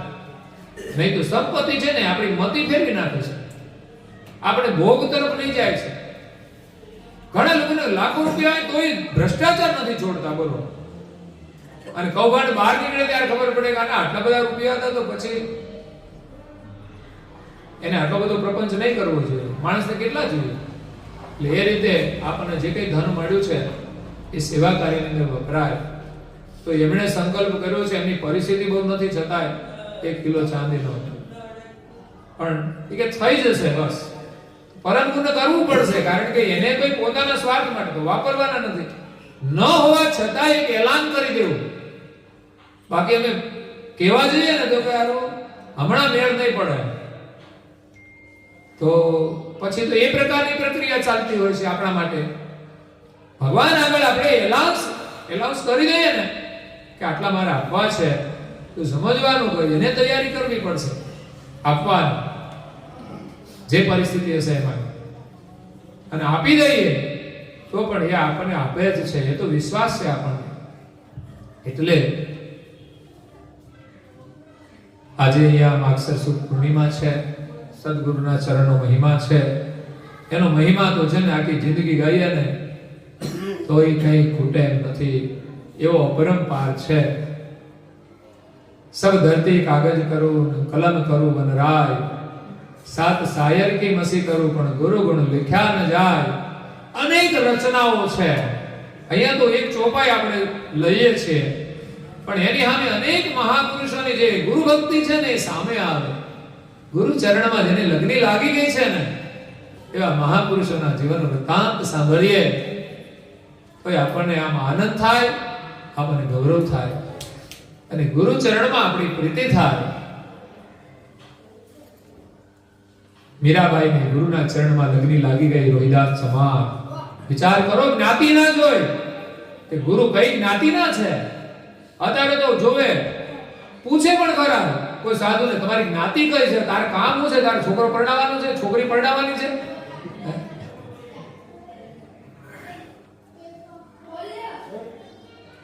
હું તો કોઈ ભક્તના ઘરે જાઉં ને એની જે સામાજિક ડિટેલ છે ને હું વધારે પૂછતો જ નથી કોઈ દિવસ. મને ઘણા સમય સુધી ખબર નથી હોતી કે એને આ જ્ઞાતિના છે. મને પછી લોકો વાતો કરે ને પછી વાયા સમાચાર મળે ત્યારે ખબર પડે. બાકી મને કંઈ પૂછાય આપણે કામ શું છે, કારણ કે આપણી દ્રષ્ટિમાં ફરક પડી જાય, આપણી ભાવનામાં ફરક પડી જાય. આપણે તો માત્ર એ આપણો સંબંધ એની સાથે જે જોડાયો છે એ સંબંધ જ આપણે તો જોવાનો છે. અને કદાચ એનું આપણે કોઈ કામ કરવાનું હોય તો કાર્ય સાથે સંબંધ હોય, જ્ઞાતિ સાથે આપણે શું સંબંધ? અને જ્ઞાતિ તો પરમ ગુણના જ્ઞાન અનુસાર કે સામાજિક રીતે છે, આપણા માટે તો કોઈ છે નહીં. પંચભૂતનો સર્વે ત્રાટ, સ્થાવર જંગમ બહુવિધિ ઘાટ, પંચભૂતનો સર્વે ત્રાટ. બ્રાહ્મણ શુદ્ર ક્ષત્રિય વંશ અને સૌને બોલે હરિનો અંશ. બસ એની અંદર જોવો તો કોઈ શુદ્ર તો નથી ને. હા, એવા શુદ્રને તમે છોડી શકો કે જે કામ હલકા કરે છે ને એ શુદ્ર ચોક્કસ છે, એને છોડી દેવાનો, એની સાથે બેસવાનું પણ નહીં. જ્યારે જે બ્રાહ્મણ છે, જેના આચરણ સારું છે, કર્મ સારા છે, આ કોઈ શુદ્ર એવો શરણાગતિ સ્વીકારે કે ક્ષમા માંગે તો ચોક્કસ એ સ્વીકારવાને લાયક હોય છે. તો અહીંયા સદગુરુના ચરણની જે મહિમા છે, મીરાબાઈએ કહ્યું, મોહે લાગી લગન ગુરુ ચરણ કી, ગુરુ ચરણ કી, ગુરુ ચરણ કી. એવા સરસ મજાના ભજનો કે એને કેવી લગની લાગી મીરાબાઈને ગુરુના ચરણમાં, કે મોહ લાગી લગન ગુરુ ચરણ કી, ગુરુ ચરણ કી, ગુરુ ચરણ કી. ચરણ બિના મુજે કછું ન ભાએ. વિચાર કરો, એને કેવી લગની લાગી હશે કે એમના ચરણ વિના મને કશું ગમતું જ નથી, કશું ભાવતું જ નથી, કશું રૂચતું નથી. ચરણ વિના મુજે કછું નહીં ભાએ, જગ માયા સબ સપન કી. આ સંસારની માયા તો બધું સ્વપ્ન જ છે. બોલો, આ છે સદગુરુની લગની. એના જ્ઞાનની લગની લાગી જાય, એની સમજ કે આ જગતની માયા તો સ્વપ્ન જેવી છે. મોહે લાગી લગન ગુરુ ચરણ કી, ગુરુ ચરણ કી, ગુરુ ચરણ કી. ભજન તો છે પણ પછી પાછી બીજી કથાઓમાં, કારણ કે તો ગુરુનો મહિમા જ ચાલવાનો છે. આપણે તો દર પૂનમે લેવાનું છે. તો અડધો કલાક તો ખબર નહીં બ્રેક લાગતી નથી. ભગવાનના ખૂબ આશીર્વાદ આપ સૌને આપ આવ્યા એ બદલ આ એક મહા આશીર્વાદ છે, મહા લાભ છે. જીવનમાં જેટલો યોગ થાય ને એટલો તો લાભ આપણે લઈ જ લેવાનો. ક્યારેક અનુકૂળતા, ક્યારેક પ્રતિકૂળતામાં છે ને લાભનું ફળ વધારે હોય છે. ક્રિયા એકની એક હોય પણ અનુકૂળતા હોય ત્યારે એનો લાભ ઓછો હોય. અને કોઈક આપણને લઈ જાય ને તો એનો લાભ 25% થાય. આપણી ઈચ્છાથી આપણે જઈએ તો 50% થાય. પ્રતિકૂળતામાં જાવ તો 100% એનો લાભ થઈ જાય. કે આપણી માયા અને મમતા છૂટી છે અને ગુરુમાં આપણી સાચી લગ્ની લાગી છે. એ જ મોટો લાભ કે પ્રતિકૂળતા પણ એને રોકી ના શકે એવી ગુરુમાં પ્રીતિ થઈ જાય. નહીં તો ઘણા લોકો છે ને લગ્ન હોય ને ત્યારે પછી બાલ તિલક છે ને એ ભૂલાઈ જાય અને એમ પાછું કરતા હોય તો એ પણ એક પરિસ્થિતિ હોય છે. પણ જેને લગ્ન લાગી ગઈ છે ને, અમારા ભાવનાબેન આવ્યા નથી આજે, એક લગ્ન પ્રસંગમાં 2 વાગે આવવાના છે, પણ જોવો તો સાધુ ના જેવું તિલક કરે. બાકી બધા બહેનોને કહ્યું કે આવડું કરવાનું તો કોઈ તૈયાર જ ના થાય. પણ બાકી એને કોઈ શરમ નથી. નહીં તો ઘણી વખત લોકો એમ કે આ સંસારમાં ખોટા કામ કરે, આને કઈ શરમ જ નથી. તો એમાં એક આવે છે શબ્દ શરમ નથી, અને ભક્તિ કરવાની છે ને એમાંય પણ કોઈ શરમ. આ બંને શબ્દના અર્થ જુદા છે. સાચું કામ કરવામાં કોઈ શરમ નહીં અને ઘણાને ખોટું કામ કરવામાં કોઈ શરમ નથી હોતી. એટલે બેવને શરમ નથી, પણ કાર્યો અલગ છે. તો આપણે છે ને દુનિયાની શરમ છોડી અને જીવનમાં ગૌરવપૂર્વક પરમગુરુની ભક્તિ કરવાની છે. પહેલા ઉઠો, નાઈ ધોઈ પરમગુરુનું પૂજન કરો, દરેક સભ્ય પૂજન કરે, પછી કપાળમાં તિલક કરી લો. ગુરુએ મંત્ર આપ્યો છે, એના 5 મંત્રોથી માંડીને તમારાથી 5 મિનિટ થઈ શકે, 10 મિનિટ, રજા હોય તો 15-20 મિનિટ, અડધો કલાક. આમ તો પરમગુરુની આજ્ઞા અનુસાર તો 45 મિનિટ સુધીનો અભ્યાસ કરવાનો છે, પણ 5 મિનિટથી શરૂઆત કરીએ આપણે તોય ઘણું છે. પરમગુરુની થોડી પ્રાર્થના, 1 કલાકની ઉપાસનામાંથી આપણે એક મંગલા શણગાર કરીએ ને તો આપણે સ્વયં કરીએ. બાકીનું બધું અત્યારે મીડિયાથી પણ થાય છે. ઓછો સમય હોય તો જ, નહીં તો આપણે સમય હોય તો જાતે કરવું. નહીં તો એ રીતે પણ આપણા ઘરમાં એનું સ્મરણ થાય, ભજન કીર્તન થતા હોય છે, કૈવલ મંત્રની ધૂન છે એ પણ આપણે સ્મરણ કરીએ. અને પરમગુરુના અદ્ભુત જ્ઞાનથી ભરેલા ગ્રંથો, જે અમૂલ્ય ખજાનો છે, આપણી પાસે રૂપિયા જેટલા છે બધા આપી દઈએ ને તોય આપણને ન મળે એવો આ ખજાનો છે. એમાંથી આપણે કંઈક ધન પ્રાપ્ત કરવાનું છે. ભયા ધનવંત ન અંતહિ અકુટ ખજાના પાય, ધન્ય ગુરુ ધન્ય ગુરુ ધન્ય ગુરુ, એક જીવ્યાને ક્યાં જશ ગાય. આવો ખજાનો નારણદાસજી મહારાજને મળી ગયો. 1 રૂપિયો નહોતો, પણ પરમગુરુનું ભવ્ય દેવળ એને બનાવ્યું. 125 વર્ષ થઈ ગયા એમને. તો એ ખજાનો એની પાસે પરમગુરુની પાસેથી મળી ગયો એટલે બધું ઊભું થઈ ગયું. એટલે હોનારીયાનું મંદિર છે ને એ કે હું નહીં બનાવતો કે આપણે બધા નિમિત્ત બનશું, પણ જેની પાસે ખજાનો છે ને એની કૃપાથી આ બની રહ્યું છે. ખજાનો જેને મળે ને એનાથી જ આ ચમત્કાર થાય છે. નહીં તો નાના નાના મંદિરો ગામડાની અંદર કેટલી બધી ઉઘરાણી કરીએ ને ત્યારે થાય છે. પણ લોકો સામેથી મને કહે છે કે તમારું મંદિર બને છે. અમારા હમણાં અહીંયા આસોજના બેન, અમે ત્યાં પહેલી વાર એને ઘરે ગયા, ભૂમિપૂજન એને કરવાનું હતું જૂના મકાનમાં.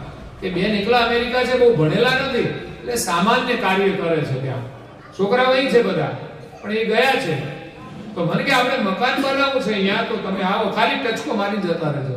ત્યારે એને મને 25,000 રૂપિયા પૂજન કર્યું, ત્યારે આપેલા 50,000 રૂપિયા સોરી. પછી ફરી મકાન કર્યું અને મને કે હવે તમે આવજો ને કહ્યું યોગ થઈ ગયો જવાનો. તો ત્યારે મને 1 લાખ રૂપિયા આપણે મંદિરની અંદર આપ્યા. એટલે પરમગુરુની મૂર્તિ પણ એમને આપી કે આપણે તો પૈસાના બદલામાં પરમગુરુ આપવાના છે. પરમગુરુ તો આપણું સર્વસ્વ લૂંટાવીએ તો નથી મળવાના. એક લાભ છે. મને પ્રેરણા છે કે લોકો સેવા આપે છે તો એને પરમગુરુ જે કંઈ સ્વરૂપ આપે એ જે પ્રસાદીમાં આપવામાં આવે ને એ ભલે 5 રૂપિયાની વસ્તુ હોય, પણ પ્રસાદના રૂપમાં એ અમૂલ્ય હોય છે. એટલે બધાને આપવાના છે, જેની જે સેવાનું યોગદાન છે બધાને. પછી મેં કથાઓમાં આવી બધી વાતો કરું કે આપણે મંદિર તો કરવાનું છે, પણ નહીં થાય ને તો મારે છે ને જે કોઈ લોકોની પાસે વધારે હોય ને તો અમને આપજો, અમે તમને પાછા આપી દઈશું. તો એ વાત એમણે સાંભળી. મને કે એટલી બધી જરૂર છે? મને કે 1 લાખ રૂપિયા ફરી હું આપી દઈશ બીજા. તો આમે 3 વખત એને પૈસા આપ્યા. મેં તો માગ્યા નથી, પણ એને સામેથી જ વાત જાણીને જ કહેશે. અહીંયા પણ એવું બનેલું છે. અમારા ભાવનાબેને 50,000 રૂપિયા ભૂમિપૂજન વખતે આપી દીધા, 51,000 રૂપિયા. પણ હમણાં ગઈ ગુરુ પૂર્ણિમાએ આપણે માગવાની કોઈ રાઈટ નહોતો, પણ એને બીજા 51,000 રૂપિયા મને કહે છે આપણા લખી દો. કારણ કે છોકરાઓ સુખી છે ને આવક છે, તો 1 મહિનાનો પગાર આપે વર્ષમાં. તો આપણે તો એક કામ કર્યું છે ને 1 વર્ષ ઉઘરાણી, પછી તો લોકો સ્વેચ્છાએ જેને જે કરવું એ કરે. સેવા કાર્યો તો ચાલ્યા જ કરવાના છે. પણ આ એક ઠોસ કામ એવું છે, 3 કરોડનું કામ છે. 1 કરોડનું થયું છે ને 2 કરોડનું બાકી છે. એટલે અમારે તો પરમ ગુરુના કાર્ય માટે તમારી આગળ વિનંતી કરવાની છે. પરમ ગુરુ તમને જે કંઈ પ્રેરણા કરે એ તમારી પાસે હોય એ પ્રમાણમાં, એવું નથી કે આપણે જરૂરથી વધારે, તમારી પાસે જે ક્ષમતા હોય એ પ્રમાણે તમે સેવા કરજો. પરમ ગુરુના તમને આશીર્વાદ મળશે અને પરિવારને સારા સંસ્કાર મળે. આપણને ખબર નહીં મારો છોકરો કેટલું કમાશે, પણ એની કૃપા છે તે જો થાય તો બાળકને સારા સંસ્કાર મળે છે, સદબુદ્ધિ મળે છે અને આપણને કલ્પના ના હોય એટલું પણ એને મળી જાય છે, જે કદાચ આપણે એને આપી પણ ના શકીએ. તો એ ભગવાનની કૃપા સમજજો. અને આપણા બાળકો છે ને સન્માર્ગે ચાલે ને એ ભગવાનની કૃપા છે. એટલે આપણે સુકૃત કરીને પણ આપણા બાળકો વર્તમાન સમયમાં ક્યાંય ભટકી ના જાય એના માટે વિશેષ પ્રાર્થના કરવાની છે. અને કઈ વિઘ્ન આવે, દુઃખ આવે તો એમાંથી પણ છૂટવા આપણે ભગવાનને ચોક્કસ પ્રાર્થના કરીએ અને એમની ભક્તિનું સુખ આપણને વધારે મળે એ જ આપણે તો માગણી કરવાની છે. તો અહીંયા આજે કૈવલ મંત્ર લેખન યજ્ઞ આપણે મહિમેશથી ચાલુ કરીએ છીએ આ મંદિરના નિર્માણ માટે. મને એમ થયું કે આપણે કઈ સાધના તો કરવી જ પડશે, પરંતુ ની પ્રેરણા પણ એમાંથી જ થશે, એક ઉર્જા પણ એમાંથી જ આવશે. તો મંત્ર લેખન બધાએ આપણે 120 મંત્ર માળાના પ્રમાણમાં બધા મિનિમમ રોજ કરે પરિવારના દરેક સભ્ય. તો મંત્ર લેખનની બુકો મહિબીજથી આપણે શરૂ કરવાના. એનું ટાઇટલ પણ એ જ હશે અને તમે પ્રતિષ્ઠા થાય ત્યાં સુધી સાચવજો બુકો અને પછી ભેગી લઈને આવજો.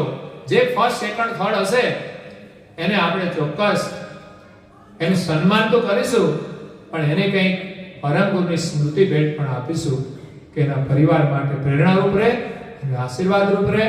એટલે પૈસા તમે આપો ના આપો, પણ આ યજ્ઞની અંદર તો મારી ઈચ્છા છે કે દરેક પરિવારના સભ્યો વધુમાં વધુ જોડાય એવો આપણે પ્રયાસ કરવાનો છે. માત્ર 5 કે 10 મિનિટનું કામ છે 120 મંત્ર કૈવલના લખવાનું.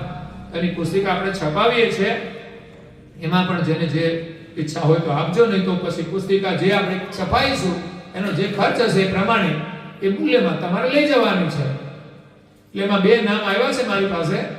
એક તો અમારા રાજુભાઈ છે ની દીકરીની ઘરે દીકરી આવી છે, પણ એ છાની રહેતી નથી. એટલે પછી જે રાજુભાઈ છે ને મેં કીધું આપણે આ સેવા કરવાની છે, મને આપીશું 1000-2000. પછી કે 5000 લખી. અમે કે 5000 નું નામ આપણે ઉપર લખવાના છે.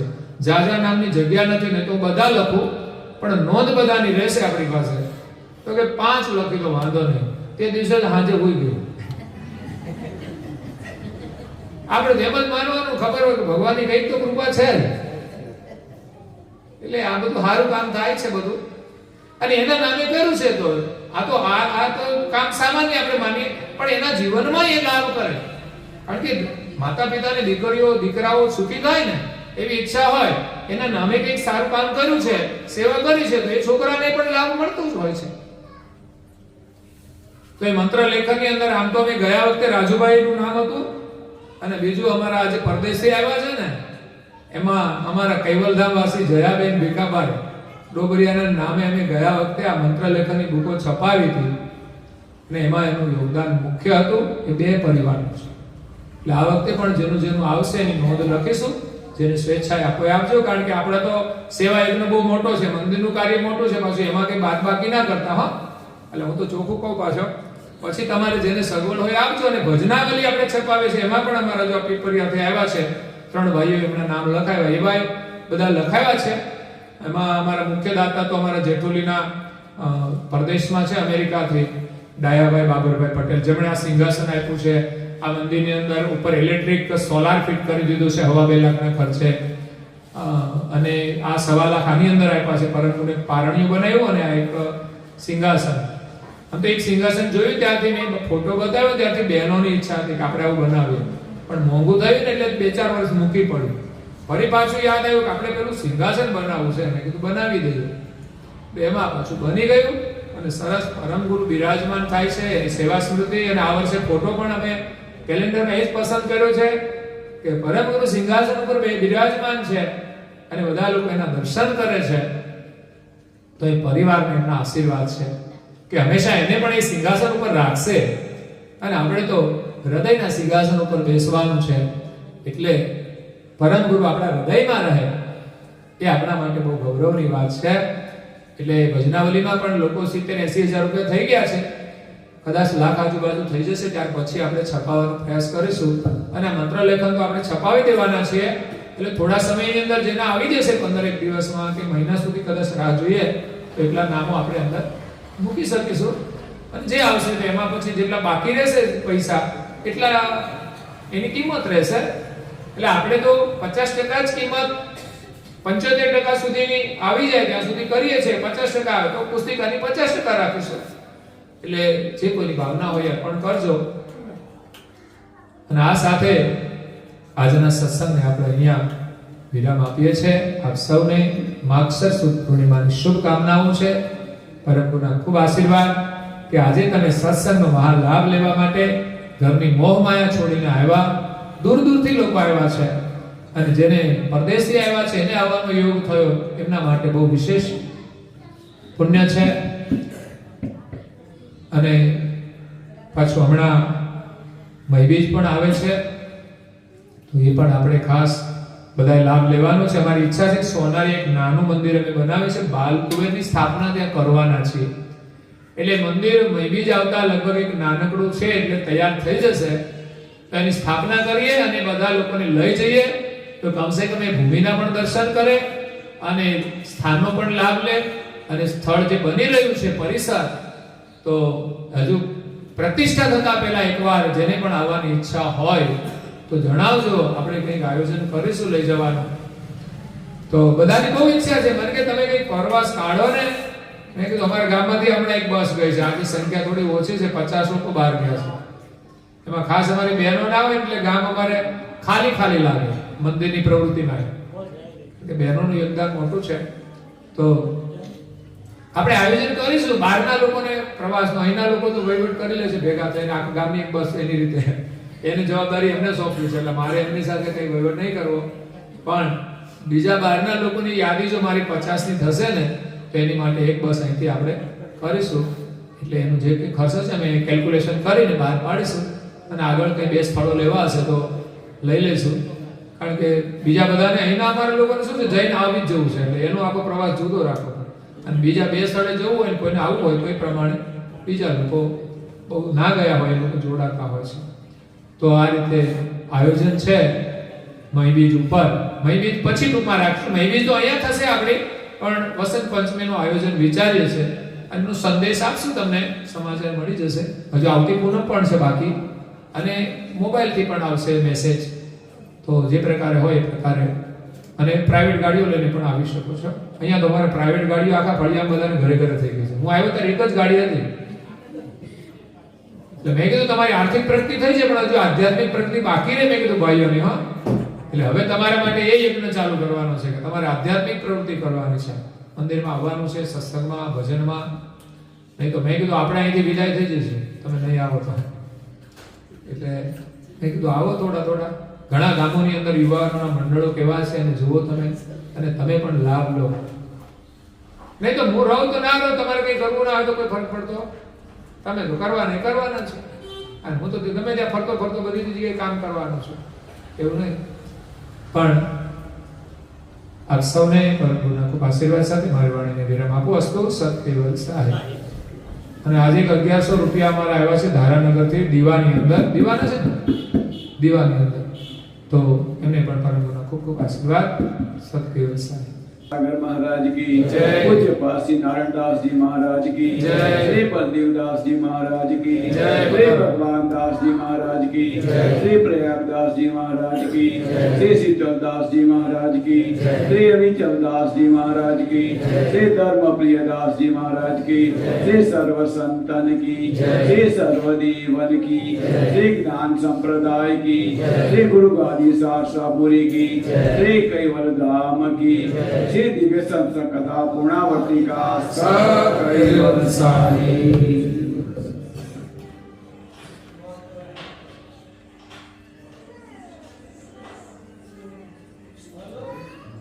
कैवल हंसो सत्केवल साहे, सत्केवल साहे। આજે પૂર્ણિમાના નવા વાઘા છે પરમ ગુરુના. અમારા ધૈર્યકુમાર, ઉમેશભાઈ, શાંતિભાઈ પટેલ, ગઈકાલે એમના છોકરાનો જન્મદિવસ હતો, એક જોડી એ હતા ગઈકાલના. આજે એક બીજી જોડી છે. તો નવા નવા દર પૂર્ણિમાએ લાવતા હોય છે. એટલે એમને પણ પરમ ગુરુના ખૂબ આશીર્વાદ. ઓનલાઈન છે એક વૃંદાવનથી, એ પરમ ગુરુના માટે મંગાવે છે અને પરમ ગુરુ એ સુંદર પોશાક પહેરીને આપણને સૌને દર્શન આપે છે. તો એના પરિવાર માટે આશીર્વાદ અને તમને બધાને દર્શનના આશીર્વાદ. તો આગળ આપણે અહીંયા આરતી પ્રગટાવીએ છીએ.